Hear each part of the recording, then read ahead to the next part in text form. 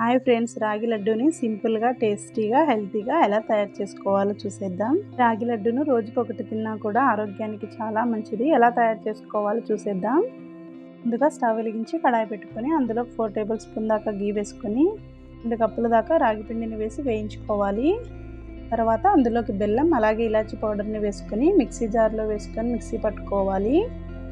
మీరు తినే స్వీట్ని బట్టి బెల్లం యాడ్ చేసుకోండి. నేనైతే ఇక్కడ 1 కప్పు అలాగే కొంచెం దాకా వేసుకున్నాను. ఈ విధంగా మిక్సీ పట్టుకొని ఒక ప్లేట్లోకి వేసుకోవాలి. అలాగే ఇందులోకి ఒక 1/2 కప్ దాకా తురిమిన ఎండు కొబ్బరిని వేసుకోవాలి. ఇందులోకి మీకు ఇష్టం ఉన్నట్లయితే డ్రై ఫ్రూట్స్ని కూడా యాడ్ చేసుకోవచ్చు. ఈ విధంగా వేసుకొని బాగా మిక్స్ అయ్యేలాగా కలుపుకోవాలి. ఇందులోకి కొంచెం నెయ్యిని వేసుకుంటూ బాగా మిక్స్ అయ్యేలా కలుపుకొని మనకు కావాల్సిన సైజులో లడ్డూలు చుట్టేసుకోవాలి. అంతేనండి, ఈ రాగి లడ్డూలను చాలా ఈజీగా తయారు చేసుకోవచ్చు. టేస్ట్ కూడా చాలా బాగుంటాయి. ఒకసారి తప్పకుండా ట్రై చేసి చూడండి.